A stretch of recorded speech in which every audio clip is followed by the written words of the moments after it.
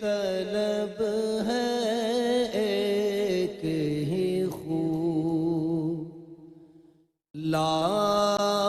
الہ الا ہو۔ ایک طلب ہے ایک ہی خو، لا الہ الا ہو، لا الہ الا ہو۔ اب تو ہے تو اور تو ہی تو، اب تو ہے تو اور تو ہی تو۔ ارشاد باری تعالی ہے وما ارسلناک انا ارسلناک شاہدا ومبشرا ونذیرا، انا ارسلناک، یقیناً ہم نے آپ کو اس شان کے ساتھ بھیجا ہے، شاہدہ کہ آپ اپنی امت پر گواہ ہیں، ومبشرا اور خوشخبری عطا کرنے والے ہیں، ونذیرا اور بر وقت آگاہ کرنے والے ہیں، بر وقت ڈر سنانے والے ہیں۔ تو انشاءاللہ آج کے درس میں آپ صلی اللہ علیہ وسلم کی انہی تعلیمات کا ایک باب اور ایک حصہ آپ کے سامنے عرض کیا جائے گا، اور وہ اس سے متعلق ہے، آج کے درس میں بیان کردہ احادیث اس سے متعلق ہیں کہ زبان کی حفاظت، زبان کی حفاظت، مختلف گناہوں سے زبان کی حفاظت، اور زیادہ گفتگو کرنے سے پرہیز کرنا، اور کم بولنے کی عادت اس سے متعلق ہیں۔ ان احادیث کو سماعت فرمانے سے پہلے سیرت نبوی، آپ صلی اللہ علیہ وسلم کی سیرت کے بارے میں، آپ کے اسوہ کے بارے میں، خود آپ کے ذاتی عمل کے بارے میں بھی چند ایک باتیں ذہن نشین فرما لیجئے۔ سیرت کی کتابوں میں لکھا ہے، تمام صحابہ اکرام نے بیان کیا ہے، ازواج مطہرات نے بھی اس بات کا ذکر کیا ہے کہ حضور نبی اکرم رحمت عالم نور مجسم صلی اللہ علیہ وسلم بہت کم گو تھے، یعنی بہت کم گفتگو فرمایا کرتے تھے۔ آپ کی گفتگو بہت کم ہوا کرتی، اور جو بھی فرماتے وہ جوامع الکلم کے ساتھ ارشاد فرماتے۔ جوامع الکلم کسے کہتے ہیں؟ جوامع الکلم کا یہ مطلب ہے کہ آپ کے الفاظ، گفتگو اور جملے وہ کم ہوا کرتے تھے، مگر اس کا معنی، اس کے معنی بہت وسیع ہوتے، اس کا مفہوم بہت زیادہ ہوتا۔ گفتگو اور جملے کم ہوتے، مگر اس کے معانی اور اس کے مفاہیم میں بڑی وسعت ہوتی۔ نبی اکرم صلی اللہ علیہ وسلم کے ارشاد گرامی ہے کہ انما اوتیت بجوامع الکلم، انما اوتیت جوامع الکلم، او کما قال علیہ الصلاۃ والسلام۔ ارشاد فرمائے کہ اللہ تعالیٰ نے مجھے گفتگو میں جوامع الکلم کی شان عطا فرمائی ہے کہ میں جملے اور الفاظ کم استعمال کرتا ہوں، لیکن ان کے معنی اور مفاہیم بہت زیادہ ہیں۔ تو آپ صلی اللہ علیہ وسلم کی گفتگو کم ہوتی، جوامع الکلم کے ساتھ ہوتی، اور آپ زیادہ وقت خاموش رہتے۔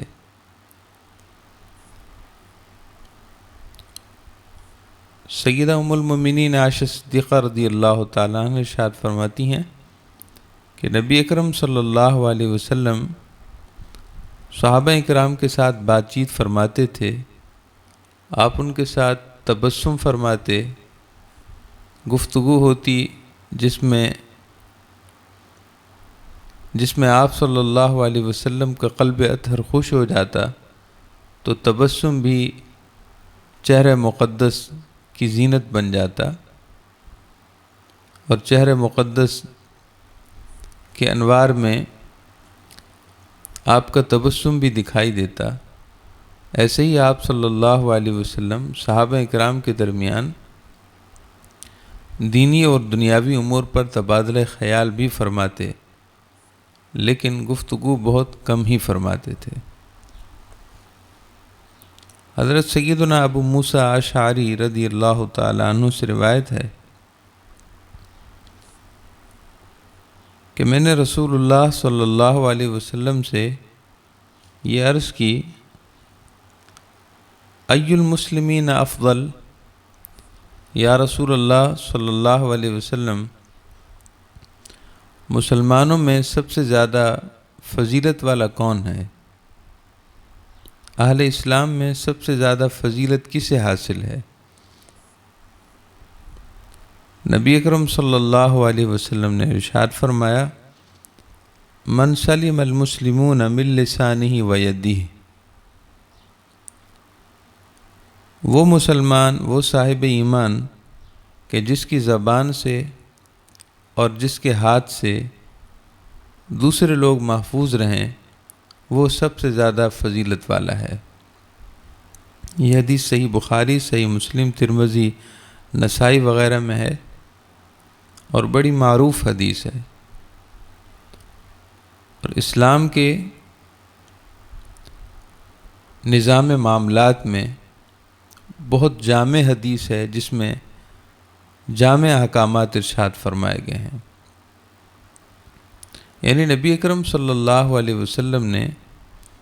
اسلام کے مکمل نظام کو اس ایک جملے میں ارشاد فرمایا، اور مسلمان بحیثیت مسلمان کیسا ہونا چاہیے، نبی اکرم صلی اللہ علیہ وسلم نے اس کو بڑے واضح انداز میں ارشاد فرمایا، من سلم المسلمون من لسانہ و یدہ، وہ مسلمان افضل مسلمان ہے، وہ صاحب اسلام، وہ صاحب ایمان، سب سے کامل و مکمل اور فضیلت والا مسلمان ہے کہ جس کی زبان سے اور جس کے ہاتھوں سے دیگر مسلمان محفوظ رہیں۔ اب زبان سے محفوظ رہنے کا کیا مطلب ہے؟ زبان سے محفوظ رہنے کا یہ مطلب ہے کہ زبان سے حق تلفی نہ ہو کسی کی، ہماری زبان سے کسی کی حق تلفی نہ ہو۔ مثلا جھوٹ بول کر کسی کو دھوکے میں نہ رکھیں، جھوٹ بول کر کسی کو تکلیف نہ دیں، کسی کی غیر موجودگی میں اس میں پائے جانے والے عیبوں کا بلا وجہ تذکرہ کر کے اس کو اذیت نہ دیں، یا کسی میں نہ پائے جانے والے عیبوں کو، من گھڑت عیبوں کو بیان کر کے بہتان تراشی کر کے اس کو اذیت نہ دیں۔ زبان سے گالم گلوچ اور طعن آمیز گفتگو کر کے اس کو تکلیف نہ دیں، چغلخوری کر کے کسی کی حق تلفی نہ کریں، زبان سے منافقانہ طرز پر مشتمل گفتگو نہ کریں۔ علی ھذا القیاس زبان سے ہونے والے جتنے گناہ ہیں جن کا تعلق حقوق العباد کے ساتھ ہے، تو ان سے اپنے آپ کو بری ذمہ رکھنا،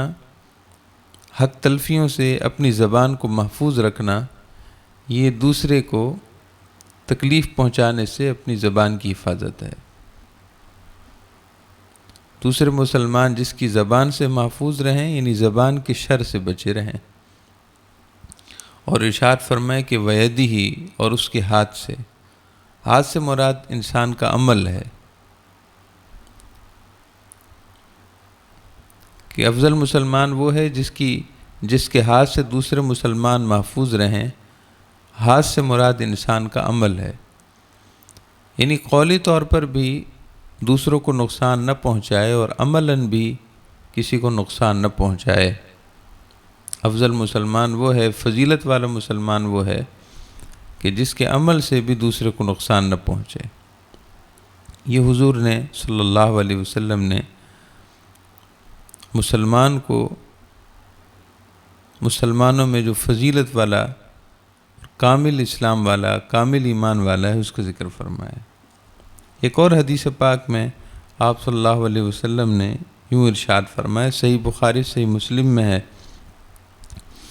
عبداللہ بن عمر بن العاص رضی اللہ تعالیٰ عنہما ارشاد فرماتے ہیں کہ حضور نبی اکرم صلی اللہ علیہ وسلم نے ارشاد فرمایا کہ المسلم من سلم المسلمون من لسان و یدی، کامل مسلمان وہ ہے کہ جس کی زبان سے اور جس کے ہاتھ سے، یعنی جس کے قول و عمل سے دوسرے مسلمان محفوظ رہے ہیں۔ والمہاجر من ہجر ما نہی اللہ عنہ، اور مہاجر وہ ہے، سچی ہجرت کرنے والا وہ ہے جو ان تمام معاملات سے، ان تمام گناہوں سے، ان تمام اقوال و اعمال سے کہ جن سے اللہ نے روکا ہے، یعنی جو گناہ ہیں ان کو ہمیشہ کے لیے چھوڑ دے۔ مہاجر وہ ہے، سچا مہاجر وہ ہے کہ جو ان تمام اقوال و اعمال پر مشتمل گناہوں کو چھوڑ دے جن سے اللہ پاک نے روکا ہے۔ ایک اور حدیث پاک آپ بڑی توجہ سے سماعت کیجئے، عبداللہ ابن مسعود رضی اللہ تعالیٰ عنہ حدیث پاک کے راوی ہیں،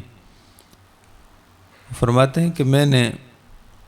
رسول اللہ صلی اللہ تعالیٰ علیہ وسلم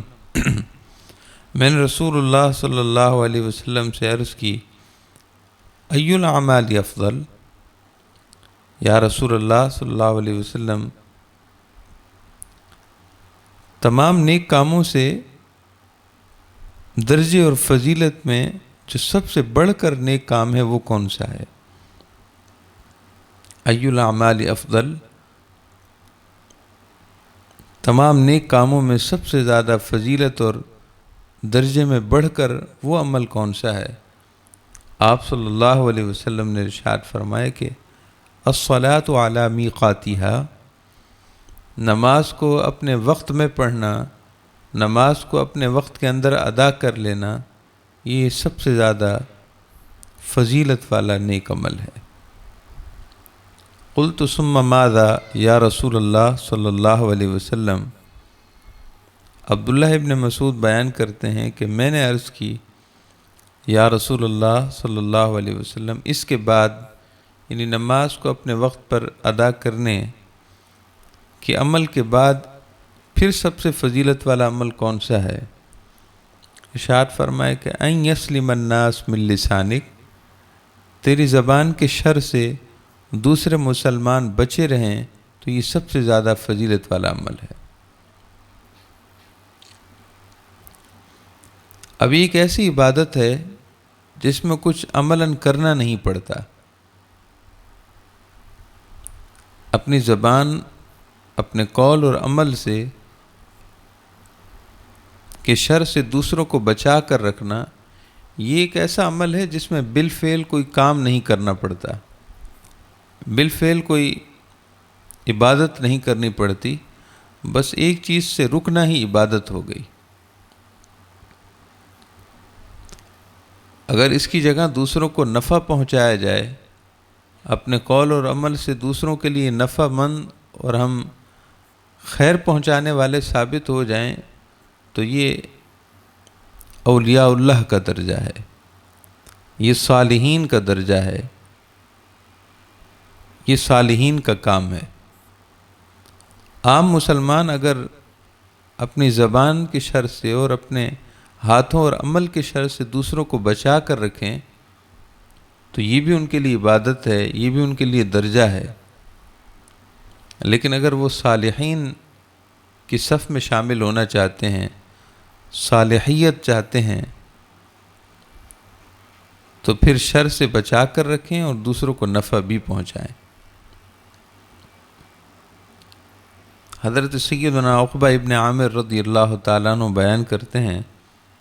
کہ میں نے آپ صلی اللہ علیہ وسلم سے عرض کی کہ من نجات، یا رسول اللہ صلی اللہ علیہ وسلم نجات کس میں ہے؟ نجات اور کامیابی یہ کس میں ہے؟ اللہ کے عقاب اور عتاب سے نجات مل جائے، یہ کیسے ممکن ہے؟ قیامت کے دن اللہ کی ناراضگی سے اور اللہ کے عقاب سے، عتاب سے، پکڑ سے انسان بچ جائے، یہ نجات کیسے ہوگی؟ ارشاد فرمائے کہ تین چیزیں ارشاد فرمائیں۔ فرمایا امسک علیک لسانک، اپنی زبان کو اپنے قابو میں رکھ، ولیسعک بیتک، اور تیرا گھر تجھے کافی ہونا چاہیے، مطلب یہ ہے کہ لوگوں سے میل ملاپ کم رکھ، وابکی علی خطیئتک، اور تیسری بات یہ ہے کہ اپنے گناہوں کو یاد کر اور اپنے گناہوں پر رو، یعنی اپنے گناہوں کو یاد کر کے اللہ تعالیٰ سے بخشش طلب کرتے رہو۔ محترم معزز مسلمان ماں اور بہنوں، یہ حدیث بھی جوامع الکلم میں ایک نمایاں مقام رکھتی ہے۔ عقبہ ابن عامر رضی اللہ تعالیٰ عنہ والی روایت کردہ یہ حدیث حضور کے جوامع الکلم میں ان کا بہت بڑا درجہ ہے، اس حدیث کا، کہ آپ صلی اللہ علیہ وسلم نے 3 جملوں میں شریعت اسلامیہ، احکامات اسلامیہ کو 3 جملوں میں آپ نے سمیٹ کر بیان کر دیا، اور جو ان 3 باتوں پر عمل کرے گا وہ دنیا میں بھی نجات یافتہ ہے اور آخرت میں بھی نجات یافتہ ہے، اور نہ صرف نجات یافتہ ہے بلکہ فلاح یافتہ ہے۔ جس کو یہ 3 خوبیاں مل گئیں اس نے دنیا کی خیر بھی سمیٹی اور آخرت کی خیر بھی سمیٹی ہے۔ حدیث پاک کا مضمون آپ دوبارہ سماعت کیجئے کہ 3 اصول، 3 ضابطے، 3 قاعدے آپ صلی اللہ علیہ وسلم نے بیان فرمائے کہ امسک علیک لسانک، اپنی زبان کو اپنے قابو میں رکھ، دوسروں کو نفع نہیں دے سکتا تو بلے نہ دے مگر شر نہ پہنچا، دوسروں کو خیر دے سکے تو بڑی بات ہے، لیکن اگر تیری زبان سے دوسروں کو خیر نہ ملے تو شر بھی نہ ملے۔ تیری زبان سے لوگوں کو بھلائی نہ ملے تو کوئی حرج نہیں، مگر لوگوں کو اذیت نہ دے، لوگوں کو پریشان نہ کر، ان کے قلب مجروح نہ کر، ان کی زندگی کو اجیرن نہ بنا، تیرے قول سے دوسروں کی زندگی پریشان نہ ہو، دوسروں کو تکلیف نہ پہنچے۔ اور دوسری بات یہ ہے کہ ولیسع بیتک، تیرا گھر تجھے کافی ہونا چاہیے، یعنی جس قدر ہو سکے میل ملاپ کم رکھ، کیونکہ میل ملاپ کم ہوگا تو ظاہر ہے کہ معاشرتی امور اور ایک دوسرے کے ساتھ میل ملاپ کے جو گناہ ہیں وہ کم ہوں گے۔ میل ملاپ کے گناہوں کی کمی خود بخود ہوگی، اس لیے کہ غیبت کم ہوگی، چغلخوری کم ہوگی، کسی شخص کی غیر موجودگی میں گفتگو اگر شروع ہو گئی تو ہو سکتا ہے بہت سی باتیں اس کے لیے ایسی زبان سے نکل جائیں جو اس میں نہ ہوں یا پھر اس میں ہوں۔ ہو سکتا ہے اس کی تعریف میں مبالغہ آرائی کر لی جائے،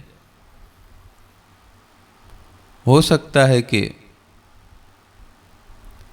ہم غیبت نہ کریں مگر جس کی گفتگو سن رہے ہوں وہ غیبت کرے، تو غیبت کرنے سے بچ جائیں مگر سننے سے نہ بچ سکیں۔ علی ھذا القیاس، اس کے علاوہ بہت سارے ہیں۔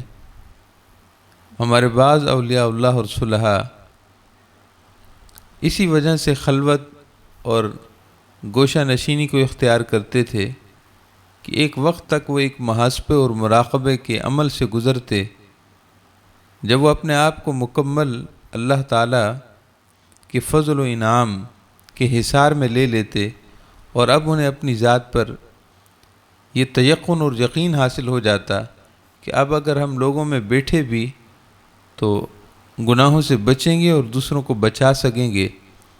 تو پھر وہ گوشہ نشینی اور خلوت سے نکل کر جلوت اور لوگوں کے ساتھ گفتگو اور میل ملاپ کا حصہ بنتے۔ حضور نبی اکرم صلی اللہ علیہ وسلم نے ارشاد فرمایا کہ طوبی لمن ملک لسانہ ووسع بیتہ وبکا علی خطیئتی۔ وہی مضمون ہے بالکل، مگر یہاں آپ صلی اللہ علیہ وسلم نے ایک اور انداز میں بیان کیا ہے۔ آپ صلی اللہ علیہ وسلم نے ارشاد فرمایا کہ طوبی، خوشخبری ہے،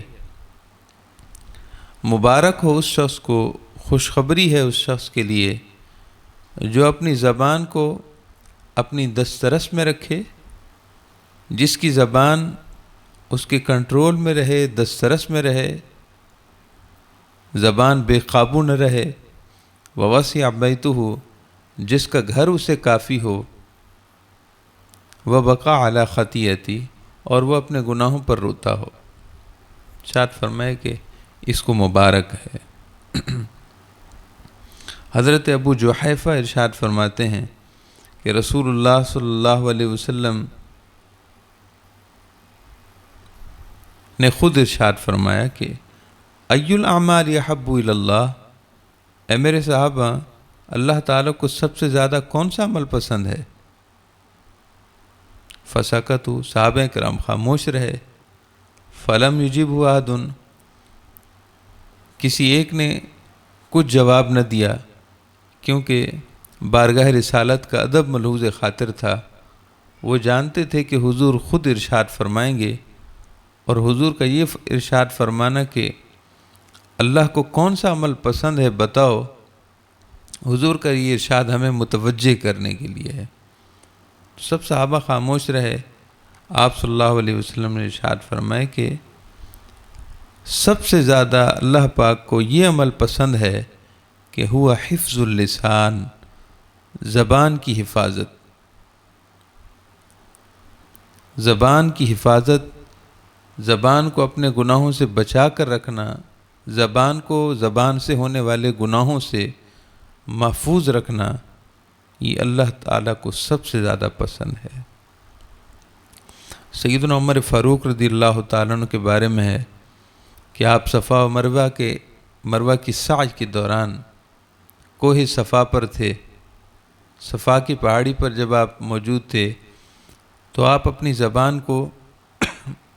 زبان کو ہاتھ سے پکڑ کر کھینچ رہے تھے۔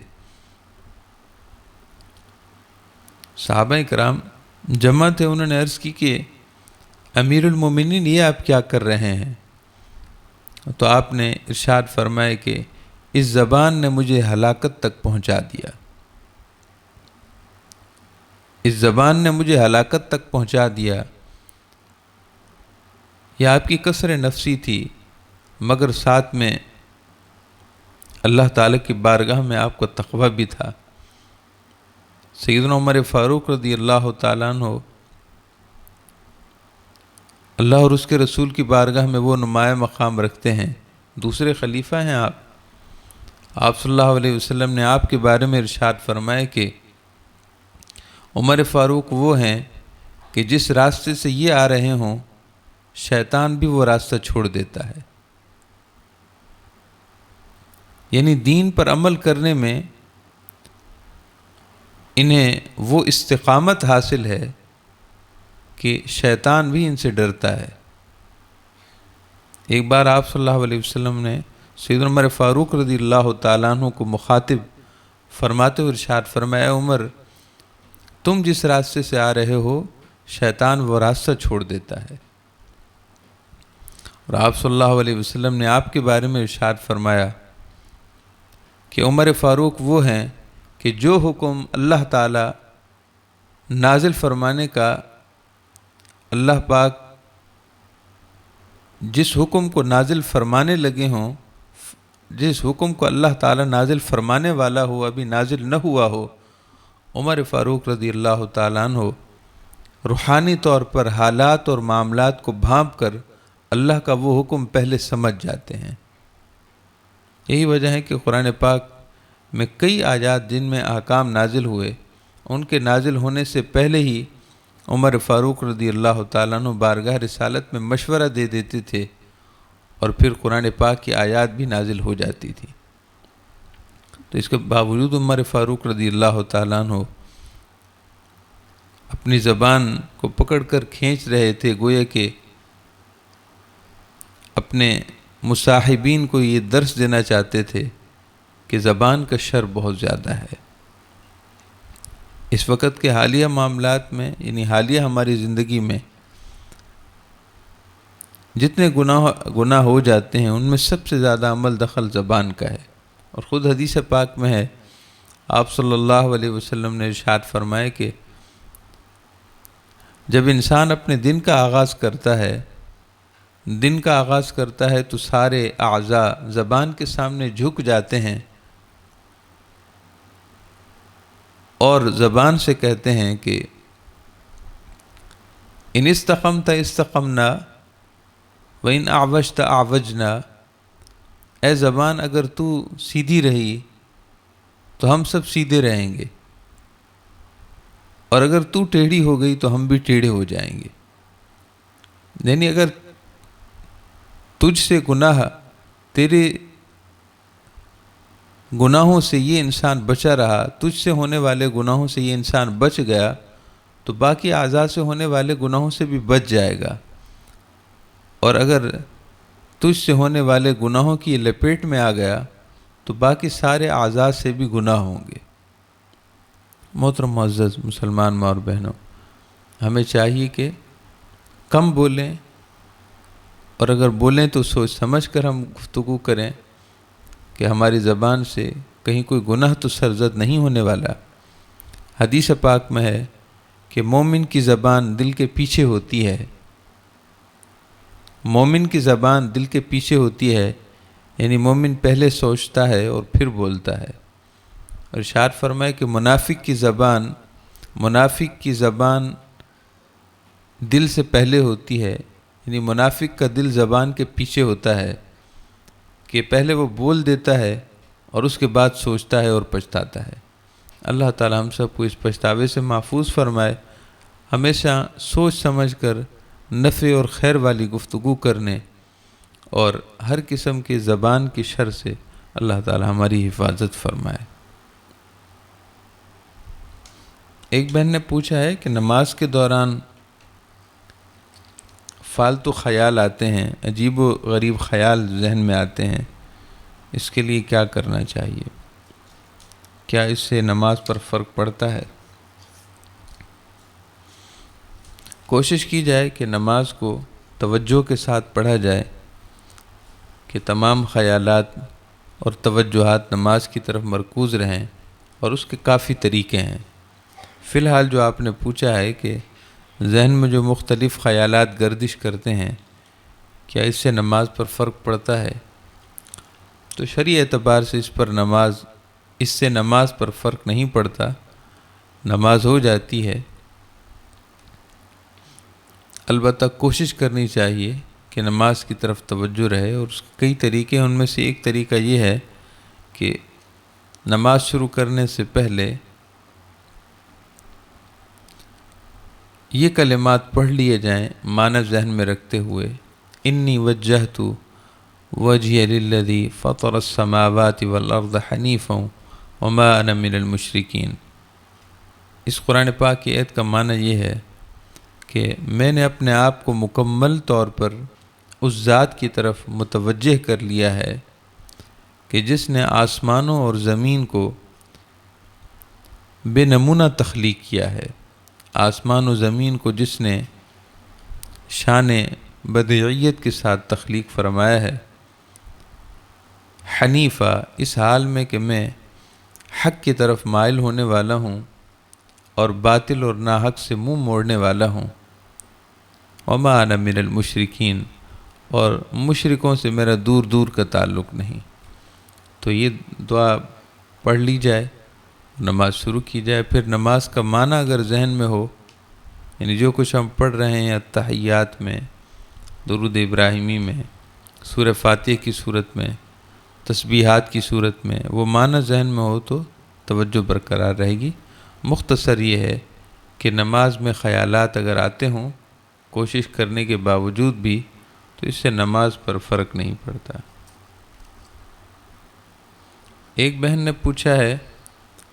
کہ نماز کی کیفیت کچھ اس طرح ہے کہ جب میں نماز میں کھڑی ہوتی ہوں تو میرے آنسو نہیں رکتے اور روح تڑپتی ہے، یہ کیفیت جب تک ہے جب تک نماز مکمل نہ ہو جائے، تو کیا اس طرح آنسو بہنے سے نماز میں خلل تو نہیں آتا؟ نہیں، یہ نماز میں خشوع کی علامت ہے، اور یہ اللہ تعالیٰ کے نیک بندوں کی نماز کی علامت ہے۔ اللہ تعالیٰ نے قرآن پاک میں ارشاد فرمایا ہے کہ کامیاب صاحب ایمان وہ ہیں، قد افلح المؤمنون، فلاح یافتہ، دنیا اور آخرت میں فلاح یافتہ صاحب ایمان وہ ہیں، الذین هم فی صلاتہم خاشعون، جو اپنی نماز میں خشوع کرتے ہیں، یعنی اپنی نماز کو توجہ سے ادا کرتے ہیں۔ تو یہ آنسوؤں کا بہنا اور نماز میں آنسوؤں کا نہ رکنا، آنسو بہنا، یہ نماز میں خشوع کی علامت ہے، سعادت مندی کی علامت ہے۔ اس سے نماز میں کوئی فرق نہیں پڑتا۔ نماز میں رونے سے اور نماز میں آنسو بہنے سے نماز پر فرق نہیں پڑتا، بلکہ یہ نماز کے کامل ہونے کی نشانی ہے۔ اللہ تعالیٰ اس میں مزید برکت عطا فرمائے۔ ایک بہن نے سوال کیا ہے کہ گھر میں اگر تراویح ادا کریں تو 10 یا 8 پڑھ سکتے ہیں یا لازمی 20 ہی پڑھنی ہے؟ تو محترم معزز مسلمان ماں اور بہنوں، تراویح کی رکعتیں فقہ حنفی میں 20 رکعتیں ہی ہیں، تو 20 رکعتیں ہی ادا کرنی ہیں۔ اگر ایک ساتھ ادا نہیں کر سکتے تو تھوڑا وقفے سے ادا کر لیں، کیونکہ تراویح کا اچھا خاصا وقت ہے۔ نماز عشاء پڑھ لینے کے بعد سحری تک ہم نماز تراویح پڑھ سکتے ہیں۔ نماز عشاء کے فرض ادا کرنے کے بعد سے لے کر اور جب تک سحری کا ٹائم بند نہیں ہو جاتا، سحری کا وقت ختم نہیں ہو جاتا، اس درمیان میں ہم تراویح کی نماز پڑھ سکتے ہیں۔ تو 20 رکعتیں پوری کیجئے۔ آپ کی طبیعت ہو تو ایک ساتھ پڑھ لیں، اور اگر طبیعت اجازت نہ دے، تھکاوٹ اور اکتاہٹ زیادہ ہو، تو پھر وقفے سے پڑھ لیں۔ بہرحال پڑھنی 20 رکعتیں ہیں کہ آپ صلی اللہ علیہ وسلم اور آپ کے صحابہ کرام سے یہ ثابت ہے۔